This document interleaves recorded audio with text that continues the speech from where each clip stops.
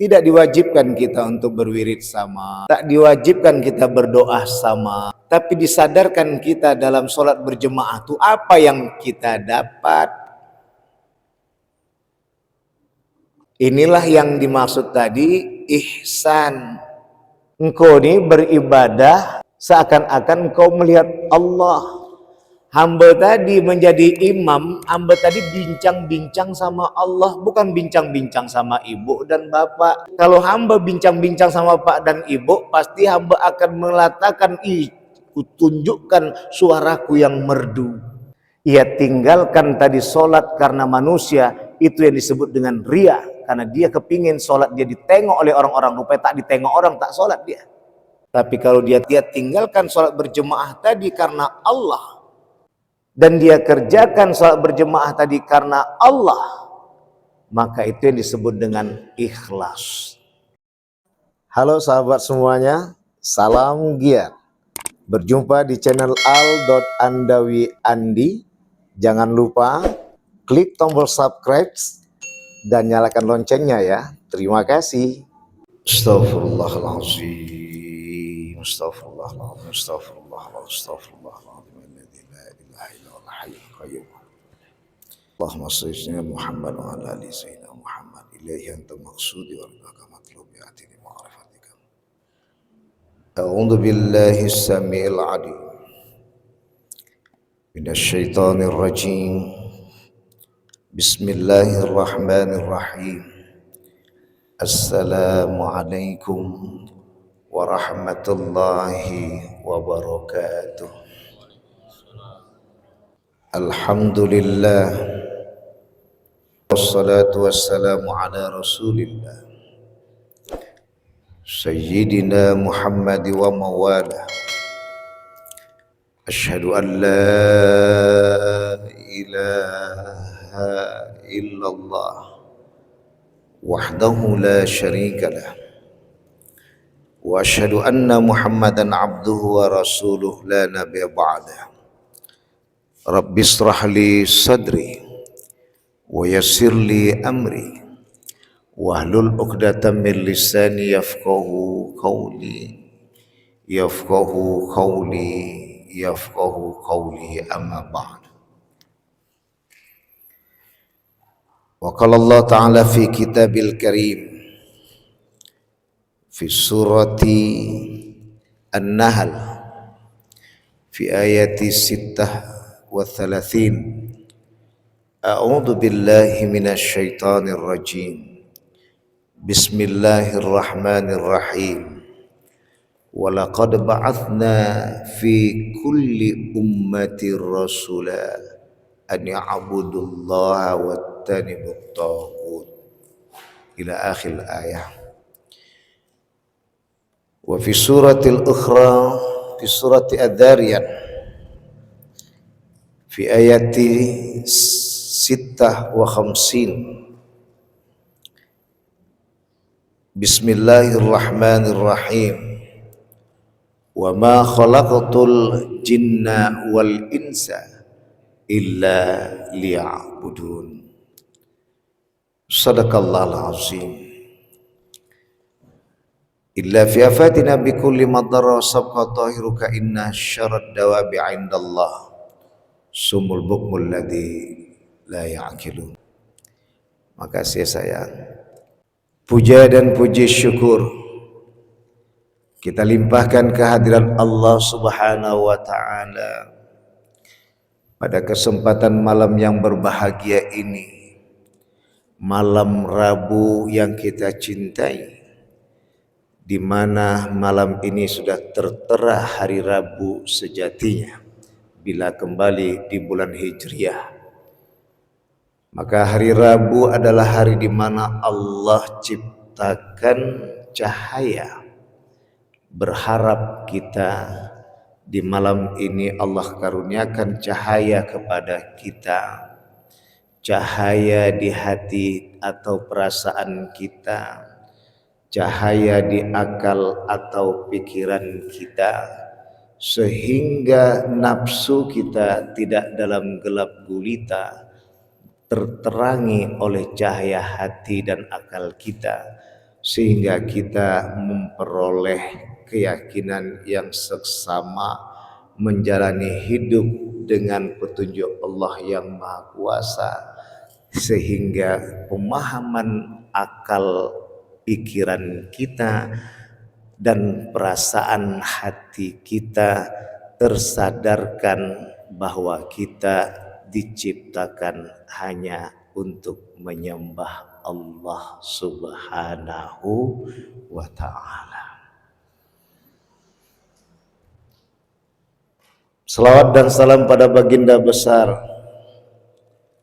Nabi Muhammad sallallahu alaihi wasallam,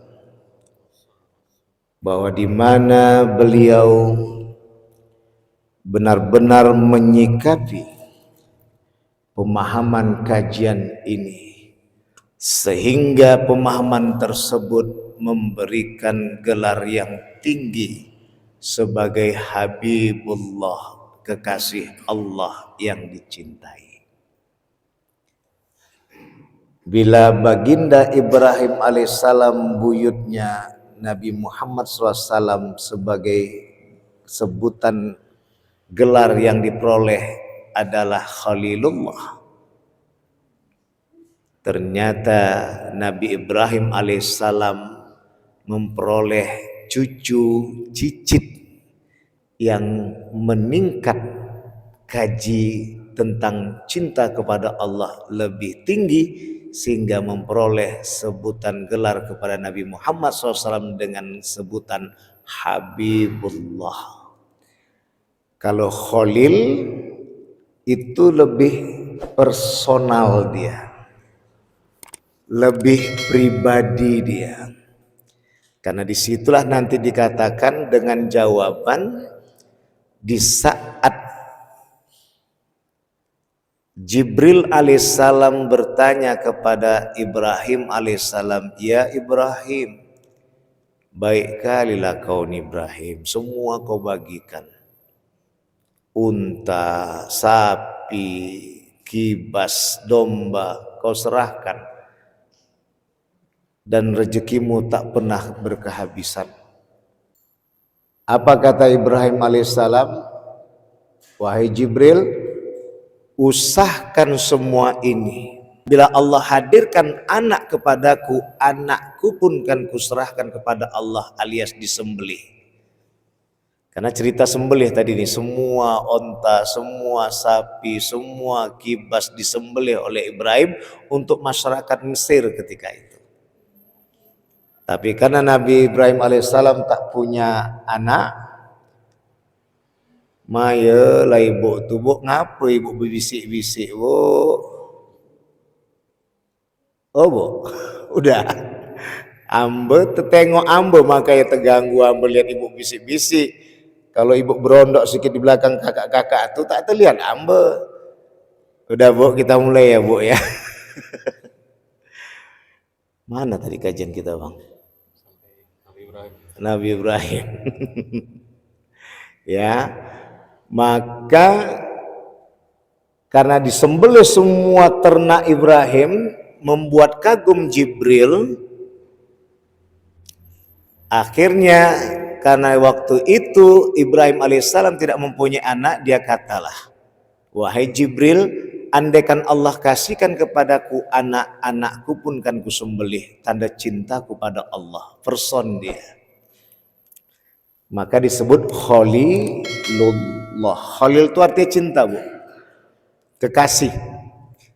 Tapi ketika Nabi Muhammad SAW sebagai Habibullah, Habib, di mana di antaranya yang menjadi tekanan Habibullah ini, ketika Nabi Muhammad SAW di saat akan pergi meninggalkan bumi ini, beliau nyatakan dengan pernyataan ummati, ummati, ummati, umatku, umatku, umatku.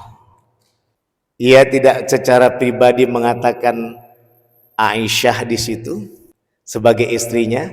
Ia tidak secara pribadi mengatakan sebagaimana Nabi Ibrahim tadi mengatakan pribadi bahwasanya anak pun dikasihkan Allah, maka kul sembelih dia untuk Allah. Bukan Nabi Muhammad mengatakan Aisyah istriku tercinta. Bukan Nabi Muhammad mengatakan Fatimah anak putriku yang kusayangi. Bukan mengatakan Ali bin Abi Thalib menantuku yang kusayangi dan kucintai, juga pupuku yang kusayangi. Bukan mengatakan Hasan dan Husain sebagai cucu yang tersayangi. Tapi beliau mengatakan ummati, ummati, ummati. Kalau kita bersyahadaten dengan asyhadu an la ilaha illallah, aku bersaksi tiada Tuhan selain Allah dan Nabi Muhammad utusan Allah, maka ibarat syahadatnya Rasulullah sallallahu alaihi wasallam itu adalah membuktikan cintanya kepada Allah dengan mencintai hamba-hamba Allah. Itulah dengan sebutan ummati, ummati, ummati, umatku, umatku, umatku. Itu diantaranya. Tambah lagi surat Al-Anbiya ayat 107. Wa ma arsalnaka illa rahmatan lil alamin. Tidaklah kuutus engkau ya Muhammad kecuali membawa kasih sayang bagi alam semesta. Islam nih Bu, tahu Ibu kenapa dikatakan innad dina indallahil Islam? Itu selalu disampaikan kalau kaji lama, wiridnya itu. Sayyidallahu annahu la ilaha illallah. Ya, itu kalau dikembalikan kepada itu tadi, disaksikan Allah, menyaksikan Allah. Baru masuk nanti kepada ujungnya innad dina indallahil Islam, qulillahumma malikal mulki tu'ti mulka man tasya. Sesungguhnya agama yang benar di sisi Allah adalah agama Islam. Di mana letak kebenarannya, Bu? Bapak, Abang dah di dalam kajian rasionalnya. Makanya kajian masuk akalnya. Makanya pertama yang kita pelajari adalah tauhid. Berlanjut dengan fikih. Diteruskan dengan tasawuf.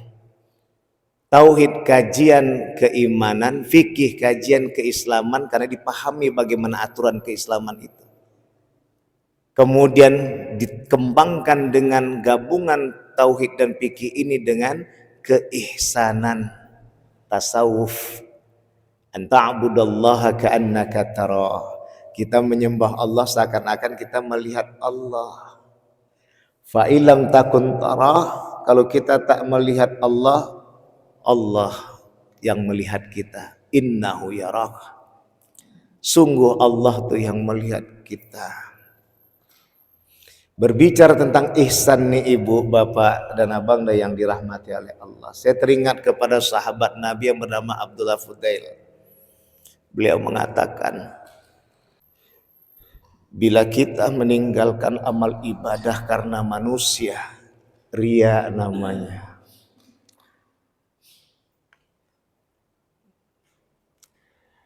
Bila kita mengerjakan amal ibadah karena manusia, syirik namanya.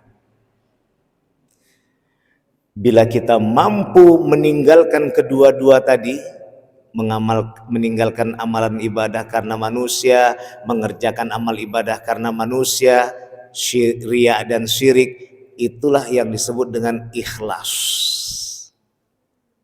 Bapak dan Ibu datang ke Masjid Al-Hidayah ini karena Allah, bukan karena Ustadz Andi atau karena Bang Hendra. Itulah ikhlas. Ikhlas itulah yang mengarah kepada Allahus Somad. Allah tempat kita bergantung. Ketergantungan itulah yang mendatangi keyakinan. Keyakinan itulah yang menyadari bahwa milik Allah lah langit dan bumi beserta isinya. Kemudian sadarlah kita bahwa kita diciptakan di muka bumi ini bukan untuk mengejar harta dan tahta, tapi menyembah Allah Subhanahu wa ta'ala. Inilah yang disebut inad dina indallahil Islam. Agama yang benar di sisi Allah adalah agama Islam. Karena Islam itu menyelamatkan hati perasaan kita dari menuhankan harta dan tahta. Karena Islam itu menyelamatkan akal dan pikiran kita dari menuhankan harta dan tahta. Mana dia? Harta beribadah itu apa, Dik? 27 derajat. Padahal maksud sholat berjemaah itu, Bu, bukan habis assalamualaikum warahmatullah langsung cabut dekati kereta drem pergi, padahal tadi hujan bisa kita tembus. Profesor T.M. Hasbi As-Siddiqi di dalam fikih Islamnya, beliau seorang Muhammadiyah tapi memahami NU luar biasa. Apa katanya? Bila engkau setelah selesai sholat berjemaah di masjid dan kau tak ikut berwirid serta berdoa bersama, jangan kau bangkit sebelum imam bangkit dari sejadahnya. Itu yang dimaksud 27 derajat. Kalau cuman kita ngambil assalamualaikum warahmatullahi pulang, apa beda sholat di rumah? Ajak bini sama anak-anak sholat berjemaah. Tanpa kita sadari tak beradab kita dengan imam. Apa bedanya ketika bapak naik L300, ibu naik bus, belum selesai berhenti tadi, personaling, rem dilakukan, lompat si adik tadi. Apa yang terjadi? Bisa dia selamat, tapi kakinya bisa terkilir. Tidak ada nikmat dia berjemaah dalam bernaik bus itu. Inilah sebenarnya yang dimaksud dengan innad dina indallahil Islam. Tidak diwajibkan kita untuk berwirid sama, tak diwajibkan kita berdoa sama, tapi disadarkan kita dalam sholat berjemaah itu apa yang kita dapat. Bapak dan Ibu yang dirahmati oleh Allah, inilah yang dimaksud tadi ihsan. Engkau ini beribadah seakan-akan engkau melihat Allah. Hamba tadi menjadi imam, hamba tadi bincang-bincang sama Allah, bukan bincang-bincang sama ibu dan bapak, bapak dan ibu. Kalau hamba bincang-bincang sama bapak dan ibu, pasti hamba akan mengatakan, kutunjukkan suaraku yang merdu. Sampai menunjukkan suara merdu, lupa ayatnya tadi sampai mana ayatnya baca, lupa. Kenapa? Dia sholat bukan karena Allah tapi karena manusia. Itulah yang disebut dengan syirik. Ia tinggalkan tadi sholat karena manusia, itu yang disebut dengan riya. Karena dia kepingin sholat dia ditengok oleh orang-orang, rupanya tak ditengok orang, tak sholat dia. Tapi kalau dia tinggalkan sholat berjemaah tadi karena Allah, dan dia kerjakan sholat berjemaah tadi karena Allah, maka itu yang disebut dengan ikhlas. Jadi akhirnya ia lakukan itu karena Allah. Inilah pertanyaan ibu dan bapak. Bila muncul pertanyaan, Ustadz, banyak kali sekarang pengajian, banyak kali sekarang masjid dan musola, tapi kenapa keadaan tidak penuh kedamaian seperti zaman tahun 90, 80, 70-an tahun yang lalu. Tahun 90, tahun 80, ke bawah lagi tahun 70-an, betapa indahnya. Penuh kedamaian. Sengaja awak kecilkan api kompor ya Bu, biar asapnya nggak sampai keciuman nanti jiran sebelah, karena sadar yang awak masak cuman cukup 3 orang.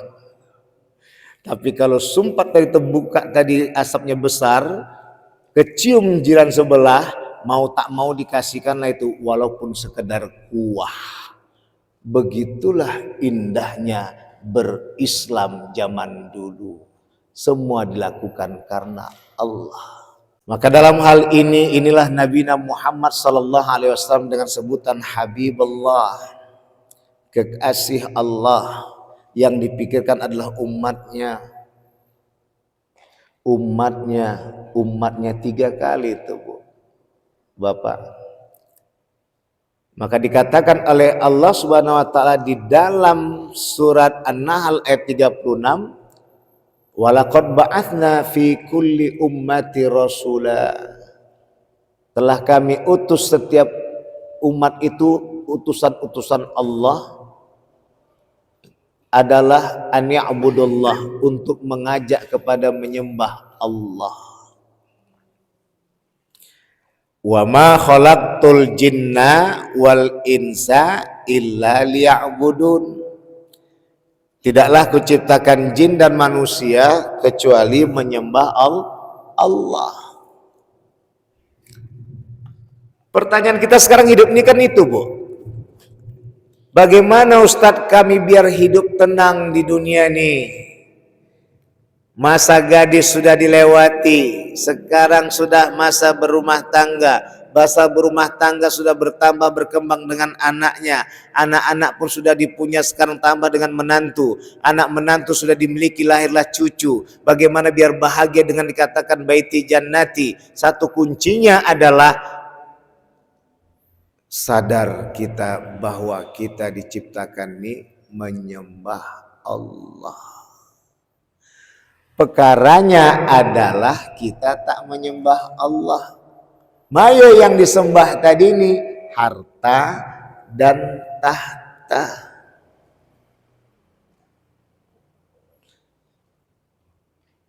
Maka itulah yang disebut oleh Rasulullah, akan datang penyakit yang luar biasa, musuh yang luar biasa menghantam umat Islam. Al-wahd, hubbud dunya wa karahiyatul maut. Cinta dunia, benci kematian. Makanya tadi itulah yang hamba pikirkan. Maka saya, hamba, bapak-bapak, ibu, abangda tadi datang ke masjid berjemaah kita. Yang kita pikirkan adalah berbincang-bincang dengan Allah. Apa bukti bincang-bincang itu, Bu? Iyyaka na'budu wa iyyaka nasta'in.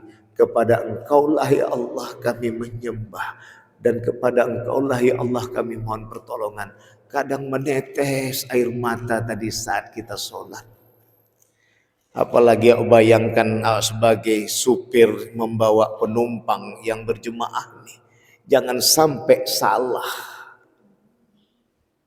Itulah yang membuat bagaimana nikmatnya sholat. Maka dikatakanlah as-sholatu imaduddin. Sholat itu tiang agama. Faman aqoma faqad aqomaddin. Barang siapa menegakkannya, dia menegakkan agama. Wa man taraka faqad hadamaddin. Barang siapa meninggalkannya, maka dia telah menghancurkan agama. Maka dikatakan oleh Allah lagi, innas sholata tanha anil fahsya'i wal munkar. Sesungguhnya sholat itu mencegah perbuatan keji dan mungkar, Ibu. Mayo yang dapat mencegah perbuatan keji dan mungkar. Habis sholat berjemaah, assalamualaikum warahmatullahi wabarakatuh, cabut. Ini yang kita jelaskan semua. Ini kajian karena Allah, Bu. Kalau karena manusia takut hamba, sirik jadinya. Bang Hendra nilai yang tahu. Tinggal nanti ditingkatkan lagi ustadz muda. Tadi saya katakan ada ustadz-ustadz yang muda, tahu ustadz tahap yang sering jadi imam. Ajak beliau tuh untuk membawa anak-anak nih biar baca Quran. Tinggal beliau di maghrib di sini, ajak anak-anak kecil baca Quran, kasih remaja masjid untuk mengaji. Jangan imam saja yang dikejar, bimbing remaja-remaja masjid ini, anak-anak kecil ini mengaji. Kenapa itu? Biar terjadi pembimbingan. Itu yang maksud kita tadi kembali. Bapak dan Ibu yang dirahmati oleh Allah. Masuk kajian kita terakhir adalah kesadaran kita bahwa kita tadi melakukan ibadah hanya karena Allah. Bapak dan ibu, hamba berbincang dengan Allah, bukan berbincang dengan jemaah atau berbincang dengan jemaah sebelah kanan sebelah kiri. Ini gawat. Apalagi musuhnya pula di sebelah kanan sebelah kiri, lebih parah. Kalau kaji-kaji dulu tahun 80, 90 sampai 2000 awal, begitulah kekuatan berjemaah. Di saat tanpa dia sadari bahwa dia berdampingan dengan musuhnya, tak bermusuhan lagi, jadi berkawan dia.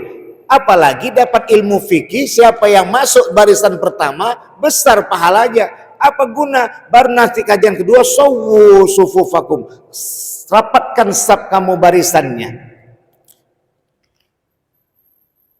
Karena itulah menjadi kesempurnaan sholat itu. Jadi hakikat dari sholat itu adalah ibadah. Hakikat dari ibadah itu adalah cinta kepada Allah. Ma fi qalbi ghairullah,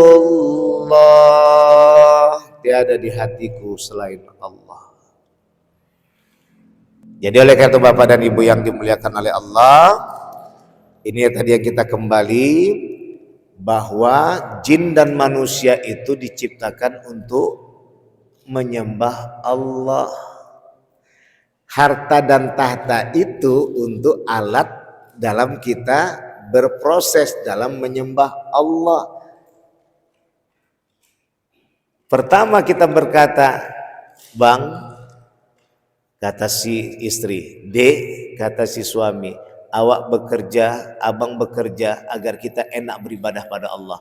Rupanya dapat pekerjaan, gajinya besar, lupa sama Allah.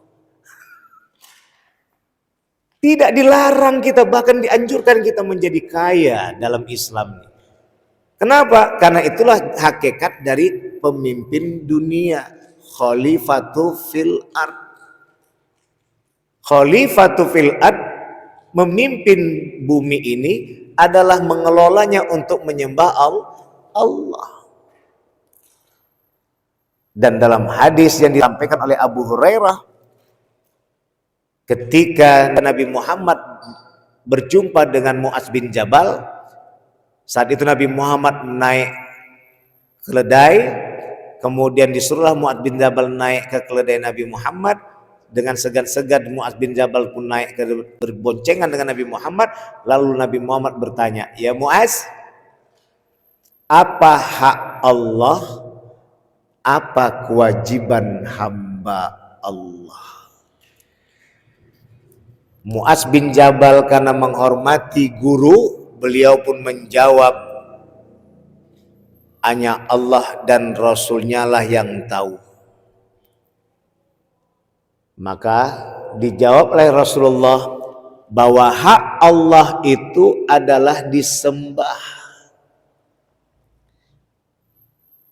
Sedangkan kewajiban hamba itu menyembah. Hak Allah itu disembah, kewajiban hamba itu menyembah. Tiada wajib apapun kita kecuali menyembah Allah. Apa maksudnya? Kita bekerja itu karena menyembah Allah. Kita tadi bermasyarakat itu karena menyembah Allah. Maya lagi kita kalau sudah datang ke Masjid Al-Hidayah karena menyembah Allah, bukan menyembah diri. Menyembah Allah tadi tentunya arti berjemaah adalah bersama-sama. Kalau sudah muncul kebersamaan, muncullah persaudaraan. Kalau sudah muncul persaudaraan, saling kenal mengenal, saling mengetahui bagaimana untuk bisa masuk pada kaji. Wa ta'awanu 'alal birri wat taqwa. Saling tolong menolonglah kamu dengan kebaikan dan ketakwaan. Tapi belum sempat aku bertanya, udah cabut tak bersalaman. Inilah kajian rasionalnya Bapak dan Ibu beserta Abang Da yang dirahmati oleh Allah. Terakhir, Ustadz ini dari tadi terakhir. Bu, ya Bu, ya Kak, Bang, Bapak, orang Barat tuh takut kali dia sama orang Islam kalau sudah sholat subuhnya rame jemaahnya seperti sholat Jumat. Kenapa? Karena sholat Jumat itu dianggap ramai. Kenapa? Dulu yang ramai Pak, sekarang nggak ramai. Kenapa Ustadz? Banyak ahli masjid. Kalau dulu, walaupun ada masjid, di jadwal itu masjid kok minggu depan, Jumat depan, masjid yang ini 2 Jumat akan datang. Begitu dia gantian. Kenapa? Biar rame-rame ke sana. Sekarang enggak. Selisih 10 rumah udah ada masjid. Cemana lagi mau takut orang barat, orang Eropa itu? Karena disebutkan takutnya mereka yang Zionis tadi kepada orang Islam, kebersamaannya. Karena kebersamaan itu melahirkan dari berkomunikasi antara satu dengan yang lainnya. Karena komunikasi dan bercakap-cakap tadi adalah saling tolong menolong dalam kebaikan dan ketakwaan. Maka tidak akan ada orang Islam yang berkemiskinan dan berkemaksiatan. Itu arti sholat berjemaah. Makanya rame itu tadi sholat Jumat. Kalau udah sholat subuh seperti sholat Jumat, ramenya di mana hakikat keramaian itu terjadi hubungan perbincangan antara satu muslim dengan muslim yang lainnya. Ketika dia mengeluh ada penganiayaan pada dirinya, maka orang-orang yang berjemaah tadi, ayo kita hadapi. Percuma kita berjemaah menyembah Allah. Ketika kita lihat ada kemaksiatan, lihat ada kemungkaran, tak bersama-sama kita jemaah masjid ini untuk memberantas kemungkaran dan kemaksiatan itu. Itu arti sholat berjemaah. Bapak dan Ibu yang dimuliakan oleh Allah. Itulah sudah kajian kita yang terakhir. Maka kata Rasulullah SAW, kewajiban Allah itu adalah memberikan pahala kepada hamba Allah. Bagi siapa? Bagi yang menuhankan Allah dengan sesungguh-sungguhnya. Dan hak hamba itu adalah memperoleh pahala dari Allah. Maka pertanyaannya, benarkah kita sudah menyembah Allah itu dengan sholat, puasa, zakat, dan haji bagi yang mampu betul-betul hanya karena Allah? Atau karena ingin disebut yang paten bacaannya, yang hebat hafalannya, atau sudah mempunyai banyak amal ibadahnya? Saya ulangi lagi, Abdullah Pudel mengatakan radhiyallahu anhu bahwa orang yang meninggalkan amal ibadah karena manusia, riya namanya. Dan orang yang mengerjakan amal ibadah karena manusia, syirik namanya. Dan mereka yang bisa meninggalkan kedua-kedua ini, tidak mengerjakan seperti yang kedua ini, ikhlas yang diperolehnya. Maka dia akan mendapatkan ala bidzikrillah tatmainnul qulub. Ketahuilah dengan mengingat Allah menenteramkan hati. Pada Allah mohon ampun, pada sekalian saya minta maaf. Subhanakallahumma bihamdika asyhadu an la ilaha illa anta astaghfiruka wa atubu ilaik. Allahumma wafiq ila aqwamit thariq fastabiqil khairat. Wassalamualaikum warahmatullahi wabarakatuh.